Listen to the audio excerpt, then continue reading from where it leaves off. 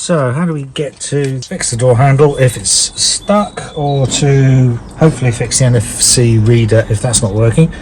I'd recommend getting the service manual. You'll find links to that on the Fisker Owners Association website, free to get hold of it. We have to prise off some trims first, of which supposedly is the lower trim panel. I've got a rather basic small trim tool here, and I can't see much reason even why you would have to remove this bit. So for the moment I'm going to leave that dangling. See if we can remove the door card without having to take that off. And looks like another piece we'll remove if we get this rubber bung out, and there's probably a screw behind it. I think I saw that in the instructions somewhere. Take that out, and no screw behind it. That's just a stop for the handle, stop that banging. So the other instruction it had was removing this piece of trim at the bottom of the handle piece, which is just a piece of rubber, so that easily comes out. Then we've got a couple of Torx screws to remove. That exposes a couple of T30 Torx type torqued head screws, bolts on the top. Apparently we remove these. Okay, according to the service manual. And then this piece of trim apparently is going to come off, straight pull off apparently. Where can you get in there? Need a smaller one. This one. Let's see. There we go. That does indeed just pull off nicely. And that exposes another Torx screw behind it. T20. There's that one off. So I believe next it says just to remove the trim. What they've neglected to mention in the instructions is another bolt at the bottom. So far not very impressed with the service manual. I didn't see that mentioned anywhere. Okay, any more? Nope. Let's see if that will come off with a bit of a tug. Can't really get hold of it very well. Really tough clips as well. Damn it. That is a tough baby.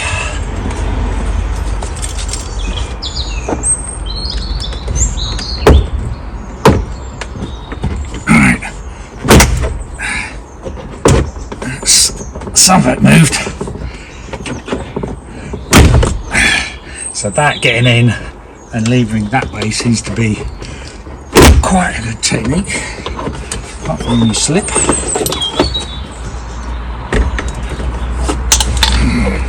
Once you can get your fingers in, then you can give it a good tug. Give it a yank basically. And you can lift it off like so. And then behind here we've got a connector for the switches, which I think we can just squeeze and disconnect. Now what I need to do now is bring the camera over. So this is after we've yanked the card off. You'll see we've got the pull cable, the door handle pull cable to release from there, which we just should be able to maneuver that end of cable piece out, and that plug to disconnect.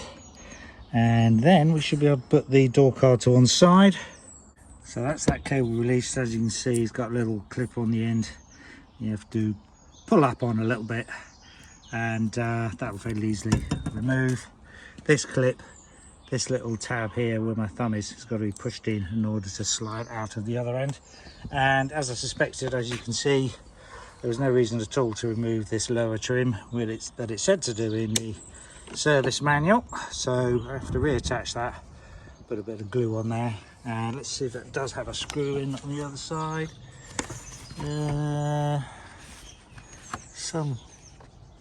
some sort of metally thing there. Maybe, maybe not, I'm not sure. Anyhow, don't need to remove that. All sorts of sound insulating materials there. And this is a waterproofing membrane, it's got to come off as well in order to get access to the handle. Quite often in cars these are made of cellophane. This is a little bit thicker with some foam sticky tape on it. If you're careful, I might be able to just prise off and then reuse rather than completely break it. So go around, move that out of the way. That should then give us some access to the door handle. Whether we've got to remove the glass or not, I'm not sure. We'll find out in a minute.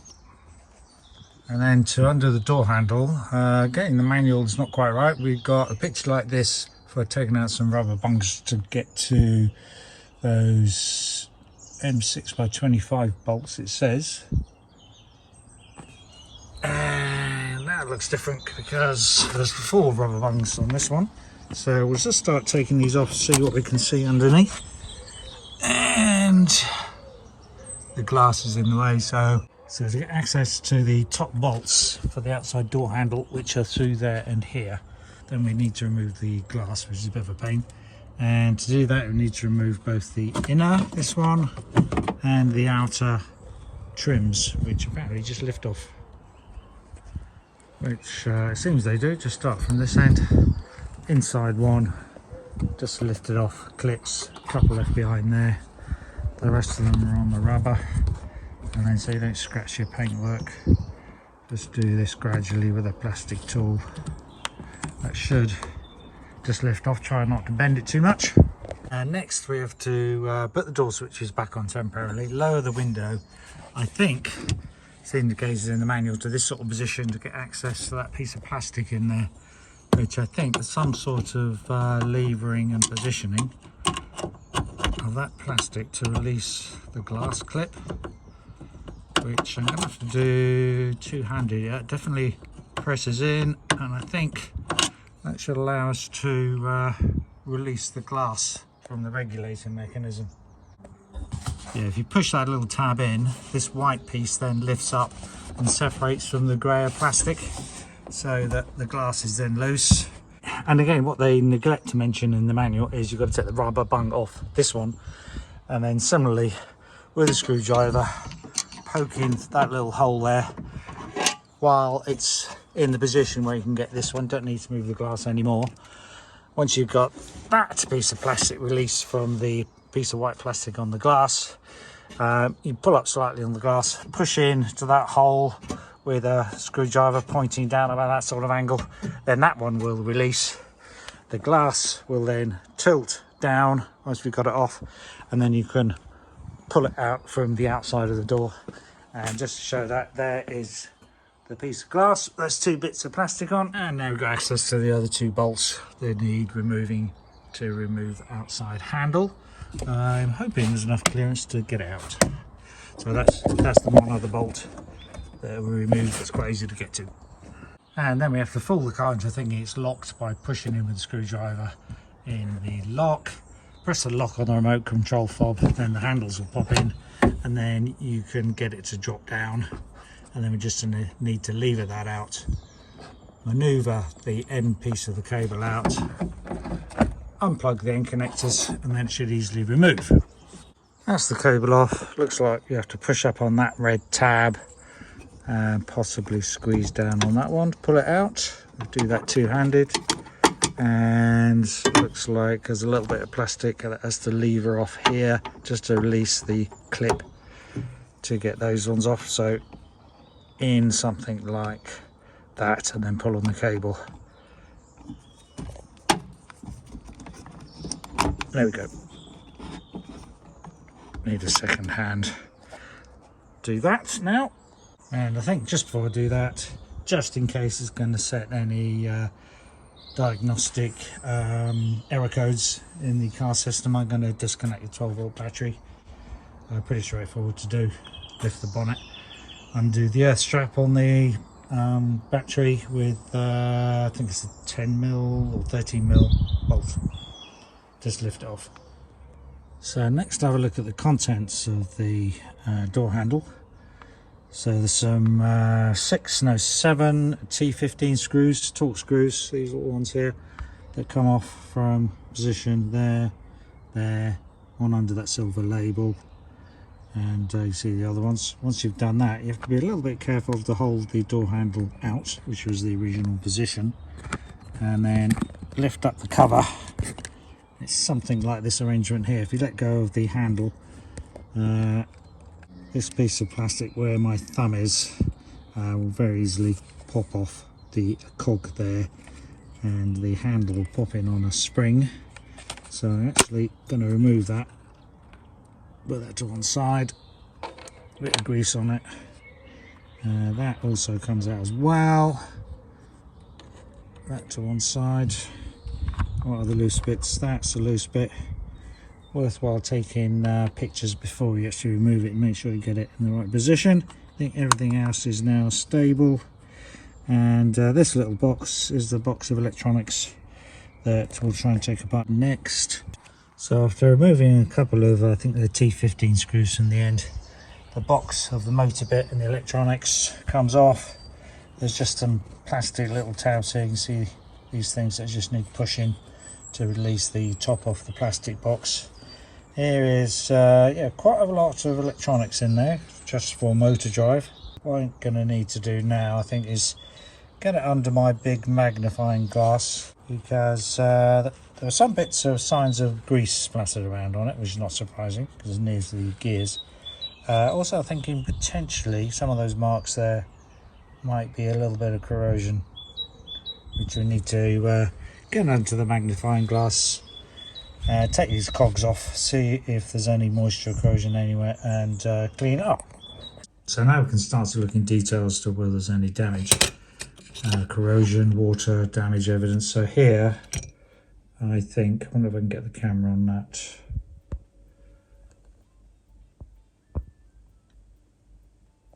Yeah, so here on that circuit board, see there's bits of white stuff. That is evidence of some electrolytic reaction between a couple of contacts that's been instigated by some water getting there. And the trouble is that these connectors that they use all over the car are not waterproof connectors. So a little bit of water gets in the door, or condensation runs into the connector. Let's see if it's got any more anyway. This motor will lift off, and these contacts should just lever out sideways. Hard doing it one-handed. Those are just push fittings. Okay, that comes off, and then we can see if we've got any more markings anywhere. Some of that is just grease flying off the gears, as you can tell just by feeling it rubs away, and it's greasy obviously. But other areas are indication of water. Oh, yep, there we go. Actually, it will come apart. It goes there. Not sure where that came from. Probably ran on the top there. Look at the pictures later. So is that grease, or is that powdery oxidation marks? One of these magnifying glasses with a light is pretty useful for looking in detail all over the circuit board. And the trick to cleaning up any bits of white powdery stuff, like on the back of that connector, looks like there might be a couple of shorts where that white is get a toothbrush, old one. Use a bit of methylated spirit, which is basically ethanol. That's good for any water-based things, and obviously this being water contamination, then something like ethanol will be good to dissolving that and taking that out of the way. But you don't want to leave any water around it, so then spray it with an oil like a WD-40 type of oil, or something that said it's water repelling. because that'll then get rid of any water that was in the ethanol. So you could then dry it up with a bit of degreaser, spray it with an insulating varnish spray that's specially for electronic circuit boards, like has also been done on this circuit board. You can see it's all shiny from varnish being sprayed on, but often it's not thick enough and you get little pinholes, and then you get the electrolytic reaction between contacts. Generally it's not too bad actually. I'm not completely convinced whether this does the NFC reading, however. It's not really seeing any tracks that look like, well, much like aerials. Might change my mind later. There's certainly lots of electronics in there, and it certainly can't do any harm to clean up bits of corrosion like that. So let's do that and reassemble. Oh, plus the other thing is, I want to put some sealant around the edge of this plastic case, like some silicone sealant, before we push it back together, stop any water getting in that way as well.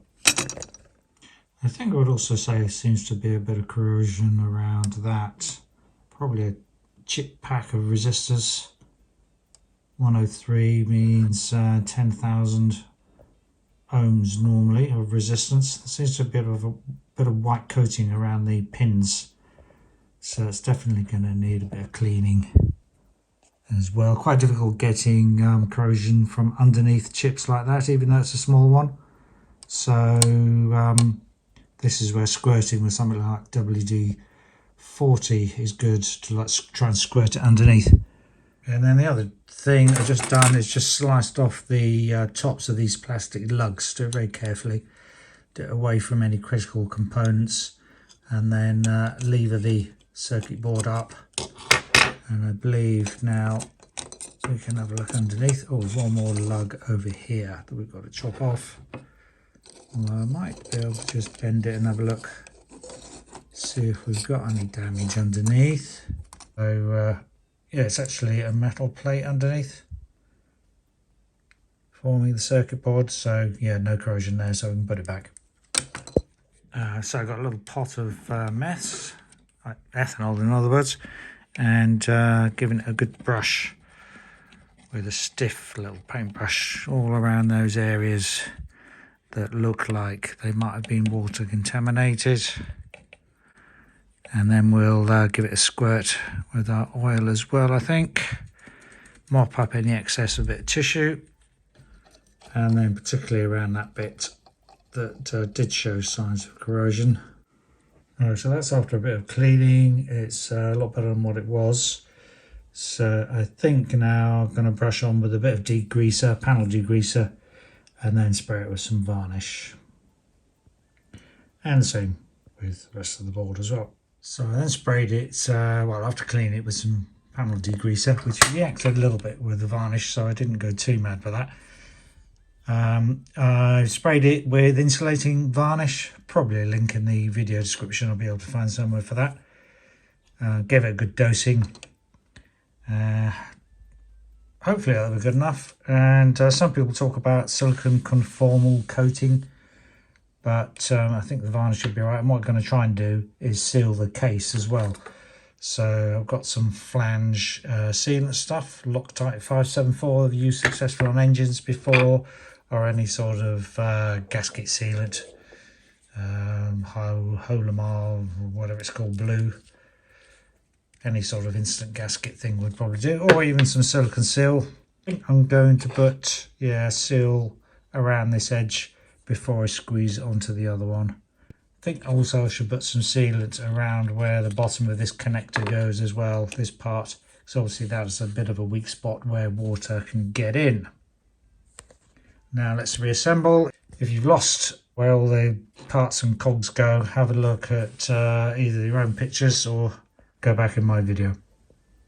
Okay, that's it reassembled. Was a bit of a messy job putting the gasket sealant on, but got there in the end. Sealed down the bottom as well.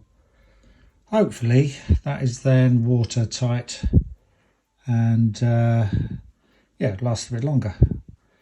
Hopefully it still works. And that's the door handle mechanism cover back on again. Just to say on that one, there's a couple of little tabs at the end of the cover here that it's best to locate first. It's probably as it was disassembled with it in the open position. Then I reassembled it in the same position. Probably doesn't matter too much, but I think it's useful to be in the open position to make sure that it's firmly mounted, and that the arm, the internal arm, actually goes into a little hook piece on this cover, which you'll realise when you try and come and put it back together again. If this end is all floppy, then the lever arm from the handle up to locate in the cover is not located properly. So yeah, you'll work that out later.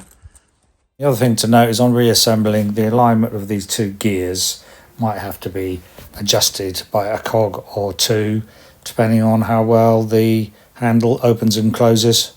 And to test that, just plug it into the car with the handle mechanism off the car, do a lock and open, just to make sure the handle goes in and out at the right position. If it doesn't, just adjust the alignment of those cogs. And reassembly is a straight reversal of what we've done. And look out for my next video, which will be on fixing the NFC reader on the driver's door handle. Thanks for watching. Bye.